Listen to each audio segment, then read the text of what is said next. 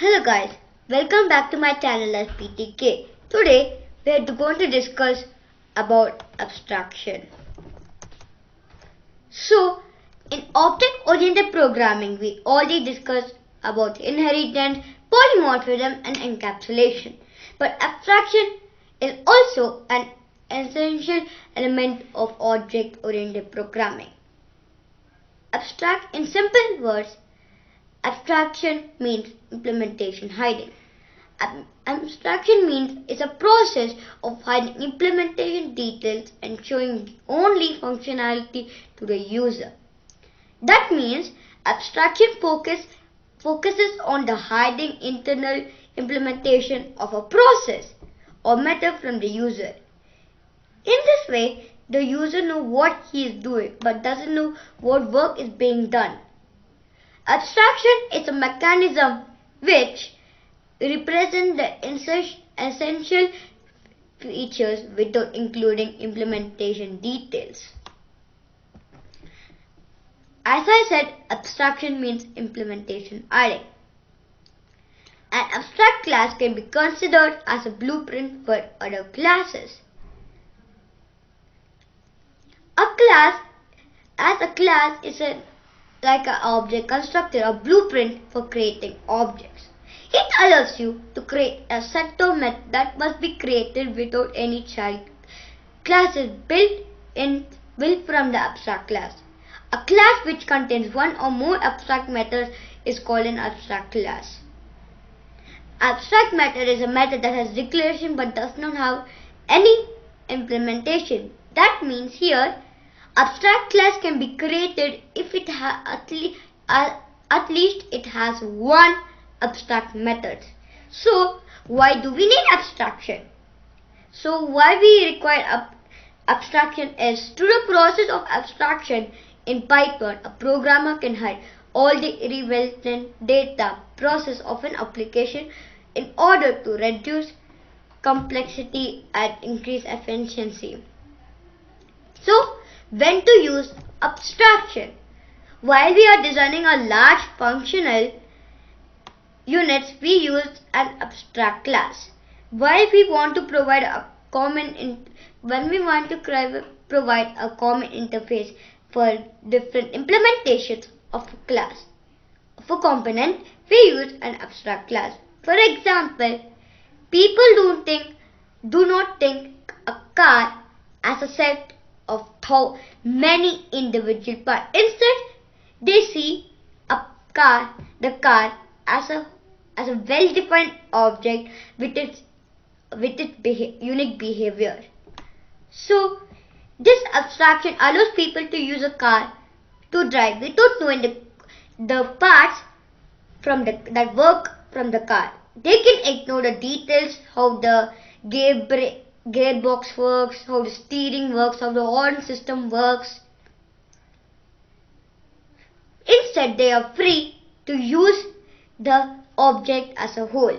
A powerful way to manage abstraction is through the use of hierarchical classification. This allows us to layer the semantics of complex systems, breaking them into more manageable pieces. From the outside, you see a car as an object. Once you see the inside, you see the classes of gearbox, horn, steering wheel, seat belts, the seats, etc. In turn, each of these subsystems have more smaller systems. The point is that we manage the complexity of the car or any other complex system through the use of hierarchical abstraction. This can be also applied to the computer programming using object-oriented programming concepts. This is the essence of object-oriented programming. Abstract-based class. So we are going to discuss about the abstract-based class. By defining an abstract-based class, you can define a common API, that means application program interface, for a set of subclasses. This capability is especially useful in situations where a third party is going to provide implementation such as with plugins, but can also help when you're working in a large team or with a large code base, we're keeping all the classes in mind because it's difficult or not possible. Now we are going to discuss like how these classes, abstract classes, work. By default, Python does not provide abstract classes. In Python, abstraction can be achieved by using abstract classes and methods in a program. A class containing one or more abstract methods is called an abstract class. So we at least need one or more abstract methods to be an abstract class.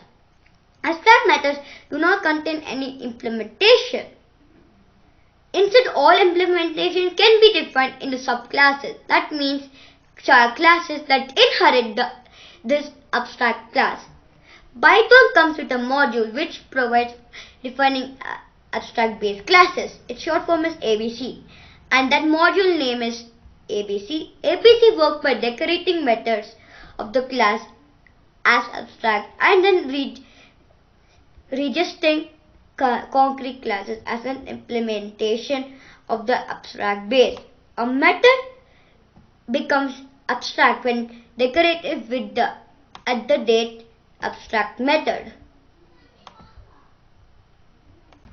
Abstract classes and their methods in Python.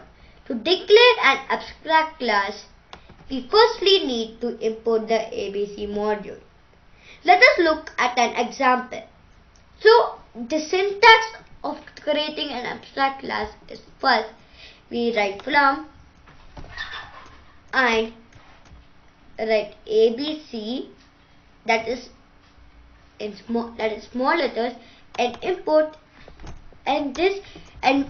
write the import and in capitalized ABC.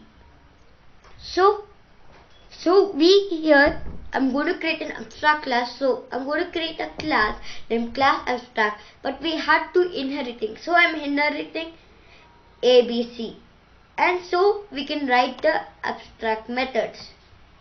So it becomes an abstract class. So let me write here. I'm from ABC. I'm importing ABC. So here class, I create a class name. Abstract class name shape abstract ABC. So it becomes an abstract class. Afterwards you had to give some abstract methods. Here the class ABC is imported and inherited by the shape abstract. The class shape abstract becomes an abstract class when we define abstract methods in it. As we already discussed, abstract methods should not contain any implementation. So we can define abstract methods using pass statement as shown below. Now here I did from ABC and I'm importing ABC, and here I created our abstract name and shape abstract. We can say it's an abstract class because I'm importing here. And another thing, it has abstract classes should at least have one abstract method. So here abstract methods are the method that doesn't have any implementation. So here I created a method name called area, but it doesn't have any implementation. That's why it's an abstract method. So I created a class named triangle, that's a child class because it's inheriting from shape abstract. So I create two variables, base and height. Base is equal to 12 and whereas height is equal to 9. So here I created a method named call area. So what I'm going to do, I'm going to return the 1 by 2 multiplied by base and multiplied by height. So 1 by 2 is 0.5 and base is equal to 12 and height is equal to 9. So it's going to multiply whatever it is. So 1 by 2 is 0.5. So 0.5 multiplied by 12, 0, and that answer is going to multiply by 9. So I created another class named ellipse. It's again inheriting from the shape abstract class. So this is another subclass or child class, you can see. So I create two variables, major axis and minor axis. Major axis is equal to 5 here and minor axis is equal to 3 here. So I created a method named call area. So I'm returning 3.14 multiplied by major axis multiplied by minor axis. So I created a object named try that's created for the triangle class, and LE an object that's created for the ellipse class. So here I'm executing area of triangle and try.call area, and so that means I'm calling the call area method defined inside the class triangle. Same on ellipse class area le.call area. That here the call area method is defined inside the class ellipse. So what it will execute? So it's saying that the area of a triangle is 54.0. So that means 0.5 multiplied by 12 again multiply by 9 is 54.0. Same on the ellipse class. It's 47.1. So area of ellipse is 47.1.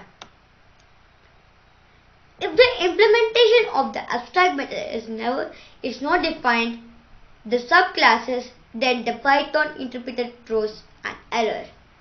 So we're going to the points of an abstract class. That's important.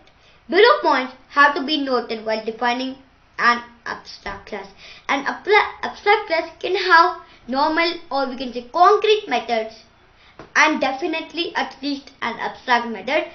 An abstract class cannot be initiated, that is, we cannot create objects for the abstract class, as because there is no implementation. In the below example, area rectangle is the concrete method defined inside this abstract class, that is shape abstract. So from ABC I am importing ABC. So I created an abstract class named shape abstract. Here I created two variables, length and breadth, and here I created a concrete or normal method, that is area rectangle, and returning set dot length multiplied by set dot breadth. So here I created an abstract method named call area, as because it's not doing any implementation, it's an abstract method. So here I created a subclass of shape abstract label is triangle. So base is equal to 12 and height is equal to 9. I use the method call area. I'm returning 1 divided by 2. I'm multiplying with base and again multiplying by height. Same on class ellipse. It's inheriting from shape abstract, and major axis is equal to 5, minor axis whereas it's 3, and I'm using the call area method. I'm returning 3.14 multiplied by major axis and multiplied by minor axis. So I create a object named try, that is created for the triangle class, whereas LE created for the ellipse class.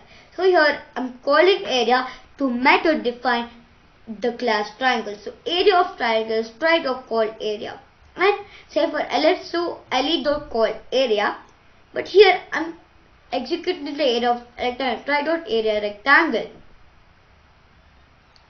Executed. Why it? We already know because we export this and this, but why it execute here? As because for this, so 6 multiplied by 3 is equal to 80. That's why it executes. So it's 18. Here the normal method is called the main method, using an object creator for the child class. That the normal method is rectangle. Now abstract method declaring using the abstract abstract method decorator.